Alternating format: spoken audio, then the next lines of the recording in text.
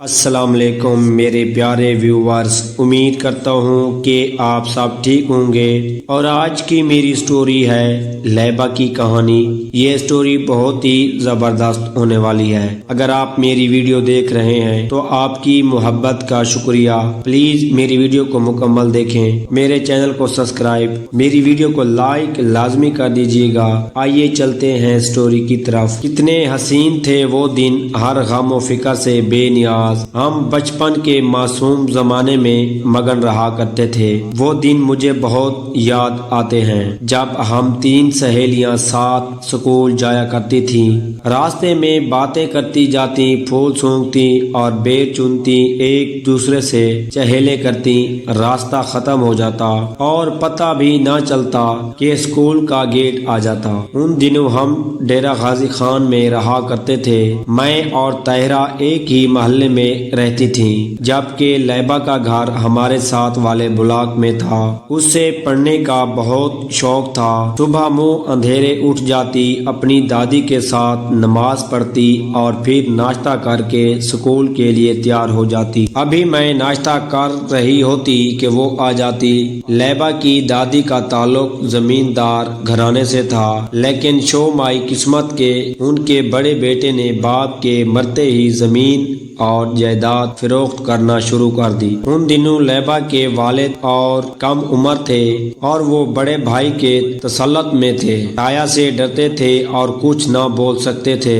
لیبا کے اس تایا کا نام کلیم تھا۔ کلیم بہت منہ زور انسان تھا۔ وہ ماں کا کہنا نہ مانتا۔ باپ نے اسے بہت لاڈ دیا اور عیش بھری زندگی دی تو وہ عیاشی کا عادی ہو گیا۔ باپ کی وفات اس کے لیے عید کا پیغام ثابت ہوئی اور اب وہ اور زیادہ آزاد اور عیاش ہو گیا۔ اس نے اپنی والدہ اور چھوٹے بھائیوں کا کچھ خیال نہ کیا۔ چند سالوں میں ہی وراثتی جائیداد پر پانی پھیر کر سارے کنبے کو افلاس کے اندھیروں میں دھکیل دیا۔ پہلے تو لیبا کا گھر بہت بڑا اور شاندار تھا، پھر اسے بیچنا پڑ گیا تو یہ لوگ چھوٹے سے گھر میں منتقل ہو گئے، جو کہ دادی نے اپنے زیور بیچ اور جمع پونچی ملا کر خریدا تاکہ ان کے بچے در بدر نہ ہوں۔ کلیم تو نکما اور عاقبت نہ اندیش تھا، سب کو کوڑی کوڑی کا محتاج کر کے خود ان کے ٹکڑوں پر پلنے لگا، لیکن اس کی عادت پھر بھی شاہانہ رہی۔ جب رقم کی ضرورت ہوتی گھر میں دنگا فساد کرتا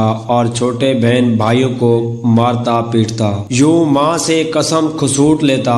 لیبا کے ابو پہلے نوکری نہیں کرتے تھے، باپ کی وفات کے بعد مجبور ہو کر ایک معمولی نوکری کرنے لگے۔ اپنی ماں اور بیوی بچوں کا پیٹ جو پالنا تھا۔ لیبا کے چچا کی عمر اس وقت 12 برس تھی اور نام سلیم تھا۔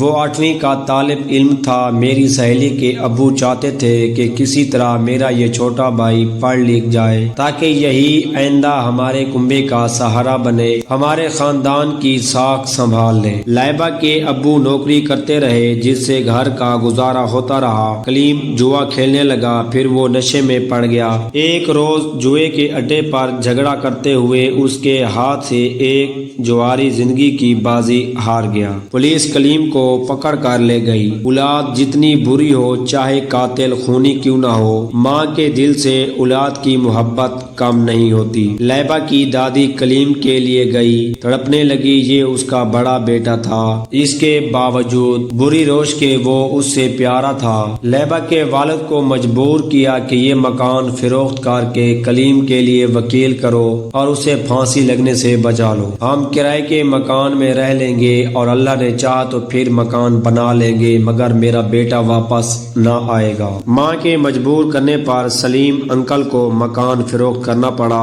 اور وہ ایک بوسیدہ سے مکان میں کرائے پر رہنے لگے۔ روپیہ کلیم کے مقدمے پر خرچ ہو گیا، لیکن پھر بھی کلیم کو پھانسی ہو گئی۔ اس گھرانے کے لیے یہ بڑا سانحہ تھا۔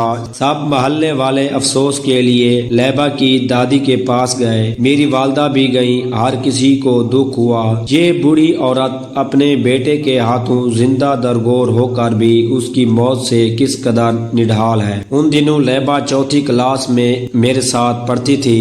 اس کے 2 بھائی اور 2 بہنیں اور بھی تھیں۔ اس کی والدہ سلائی کر کے گھریلو ذمہ داریاں پوری کرنے کی خاطر شوہر اور ساس کا ہاتھ بٹاتی تھی، جبکہ کلیم کی کوئی اولاد نہ تھی، لہذا اس کی بیوہ عدت پوری کرتے ہی اپنے میکے چلی گئی۔ وقت بھی کبھی کبھی بہت ظالم ثابت ہوتا ہے۔ ایک روز لیبا کے ابو کام پر جا رہے تھے کہ ان کی موٹر سائیکل ایک تیز رفتار وین کی زد میں آ گئی اور وہ بری طرح زخمی ہو گئے۔ جان تو بچ گئی لیکن 6 ماہ ہسپتال میں رہے۔ ڈاکٹروں کو ان کی ایک ٹانگ کاٹنی پڑ گئی تھی جو ویگن میں آ کر کچل گئی تھی۔ جب وہ گھر آئے معذور ہو چکے تھے، نوکری چھوٹ گئی تھی۔ لیبا کے چچا نے چاہا کہ پڑھائی چھوڑ کر مزدوری کر لیں اور کہنے کی ڈوبتی کشتی کو سہارا دیں، مگر انکل سلیم نے چھوٹے بھائی کو ایسا نہ کرنے پر مجبور کیا کہ وہ تعلیم کو جاری رکھے، کیونکہ اب یہی لڑکا ان کی امید کا آخری سہارا تھا۔ ان کا ایمان تھا کہ برے بھلے دن جو تو گزر ہی جاتے ہیں، مگر انسان کو ہمت نہ ہارنی چاہیے، بالآخر اچھے دن واپس آ جاتے ہیں۔ لیبا کا چاچا تعلیم حاصل کر رہا تھا اور محنت سے پڑھتا تھا، کیونکہ اس کو گھر کے حالات کا احساس تھا۔ دادی بوڑھی تھی، کوئی کام نہ کر سکتی تھی۔ اب گھر کا بوجھ لیبا کی والدہ پر تھا۔ وہ سلائی کر کے 2 وقت کی روٹی بمشکل پوری کرتی تھی۔ کبھی گھر میں قافیے بھی ہو جاتے، لیکن لیبا ہم کو کچھ نہ بتاتی، تاہم وہ روز بروز کمزور اور زرد روح ہوتی جاتی تھی۔ حالات سے مجبور ہو کر ایک دن اس کی ماں ایک سکول میں گئی، چونکہ پرائمری پاس تھی، ٹیچر تو لگ نہ سکتی تھی، البتہ وہاں ایک آیا کی جگہ خالی تھی۔ یہ نوکری بھی اس شریف محنت کش عورت نے قبول کر لی تاکہ اپنے بچوں اور دیور کو پڑھا سکے۔ وہ سکول کی آیا ہو گئی، جس کے بدلے میں اسی سکول میں اس کے 2 بچوں کو مفت تعلیم کی سہولت میسر آ گئی۔ لیبا اب 5ویں میں تھی۔ ایک دن اس کی والدہ کو ایک سکول ٹیچر نے کہا کہ ہمارے گھر کے پاس ایک آفیسر رہتے ہیں، ان کی بیوی کو ایک بچی بطور ملازمہ درکار ہے، امیر لوگ ہیں، وہ اچھے پیسے دیں گے، اگر تم اپنی کوئی بیٹی وہاں ملازم کرا دو تو تمہارے معاشی مسئلے کا کافی حد تک حل ہو جائیں گے۔